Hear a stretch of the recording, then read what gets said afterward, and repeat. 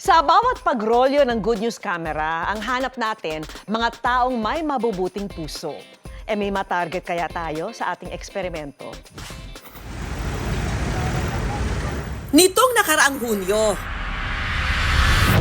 nag-viral ang post na ito ng isang netizen matapos siyang alipustahin at laitin ng driver ng pampasaherong jeepney na kanyang sinakyan. At ang dahilan daw, ang kanyang timbang? Videohan na lang kita, kuya. Videohan mo! Bakit? Ako mo ba mo? Kwento niya, pagsakay daw nila sa jeep, tinignan daw siya ng driver at bigla na lang pinababa. Sige. Baba! Baba na, takot ka ng driver. Si tatay bigla po akong sinabihan na, "Baba, huy, baba ka." Ayaw ng misis ko, ayaw niya ng pasaherong mataba, bumaba ka daw. Sige po. Baba ko kayo. Sinubukan daw makipagdiskusyon ni Joy, pero ang driver, deadma at patuloy lang sa panlalait. Bawal yan, tay. Pagdidiskriminasyon yung ginagawa po ninyo. Baba! Baba na. From 8:19 p.m. to 8:30, yun po yung duration po nung pagdidiscriminate po sa akin ni tatay. Pero sa lahat daw ng sinabi ng driver, Nasaktan po ako sa sinabi ni tatay yung bumaba ka kasi bawal lang mataba sa jeep. Tinawagan ko po agad yung ate ko. Ate, binababa ako ng jeep, diniscriminate ako, ganyan po yung sinasabi ko sa ate ko. Sobrang nanliliit po ako nung gabing yun. ito ang social experiment natin ngayong Sabado. Kasama ang kasabwat nating plus-size woman na si Chris at kakutsyabang driver na si Ray. Isa lang ibabayad mo sa laki-laki mong yan. Grabe ka naman mo makapagsalita sa akin. Ang eksperimento, simulan na! Bayad ko, kuya. Ano to? Bayad ko po. Isa lang ibabayad mo, laki-laki mo. Tapos ito lang ibabayad mo. Bumaba ka na lang kaya. Baka ma-flat pa yung gulo ko sa'yo eh.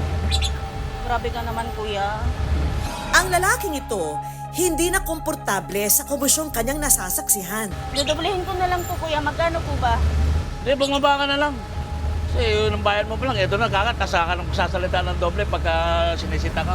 Bumaba ka na lang. Habang isa pang babae ang sumakay sa jeepney.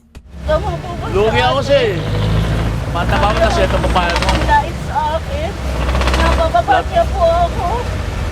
Baka na lang, baba ka na lang. Tila piniling magkibit-balikat ng mga target natin sa unang subok. Yung nakita niyo pong eksena, ano lang po yun? Parang actingan lang po. Kaya hindi ako nag-react kasi hindi ko alam yung kwento. Hindi ko alam kung saan siya nanggaling. Kung 20 pesos yung pera niya, konti lang naman ang kulang, dadagdagan ko sana. Si Helen, nais na raw sanang tumulong pero naunahan siya ng takot. Bakit kaya? Kasi nga, ako ang huling bababa sa anuhan niya lilikuan niya, doon ako bababa naisip ko, baka pababain ako bigla din Muli pang rumolyo ang Good News Camera. Kaya ang ating mga kasabwat, balik eksena na. Bayad ko, kuya. Isa lang. Opo. Laki-laki mo eh. Isa lang ibabayad mo. Lugi ako sa'yo rito ah. Taba-taba mo eh. Tapos ngayon, ito lang ibabayad mo sa akin. Bumaba ka na lang kaya. Grabe ka naman, kuya. Laki-laki mo eh. Tinan mo oh. Papalap na ko yung gulong ko sa'yo eh. Bumaba ka na lang. Oh. Dodoblehin ko na lang po, kuya. Eh, lugi ako sa'yo. Papaplat pa ako sa'yo. Baka na lang. Grabe ka naman, kuya. Wala po bang mataba sa pamilya nyo? Hanggang ang lalaking ito, hindi na nakapagpigil. Meron bang kulang niya, boss? Magkano ang kulang? Hindi kasi ano eh. Matapos na, boss. Hindi, papabayin na lang natin. Okay na, boss. Okay na. Okay na, boss. Makakalo po si ate. Kawawa naman eh. Oras na para isang bulat na aktingan lang ang ganap. Kuya, sa GMA po kami. Yung nakita niyo pong eksena, acting lang po namin yun.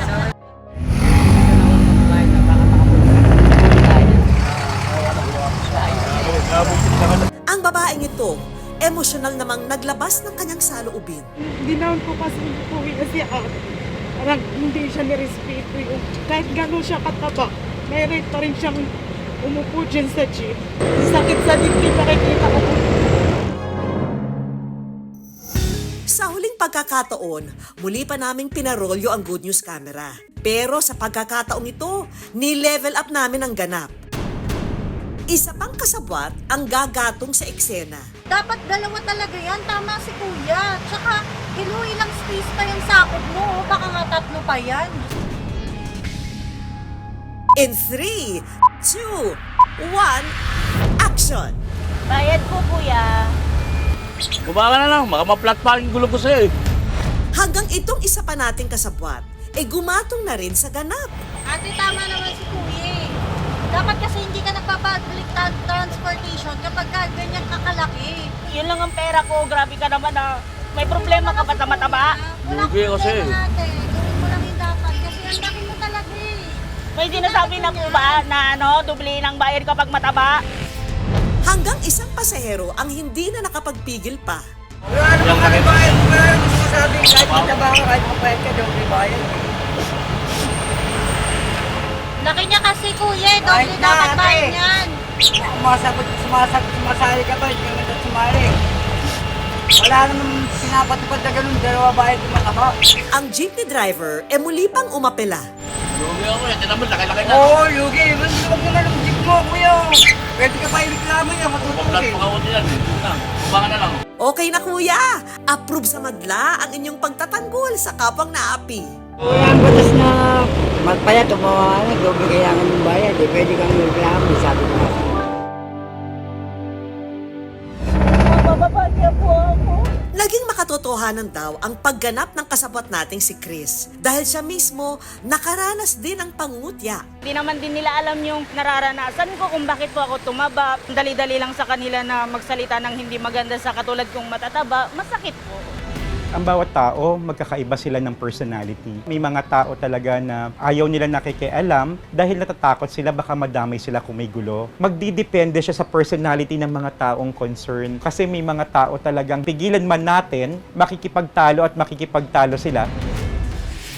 Samantala, ang pasaherong si Joy, personal na dumulog sa LTFRB para ireklamo ang naranasang diskriminasyon. Ang order ng LTFRB is impose po ng penalty sila operator and driver po. Magbabayad po sila ng 5,000 pesos para po sa hiring of discourteous driver. Second po is yung failure to convey passenger po. And yung third po is sa additional 5,000 po para sa paglabag po ng Safe Spaces Act po. LTFRB recommends din po ng suspension ng license ng driver po sa LTO.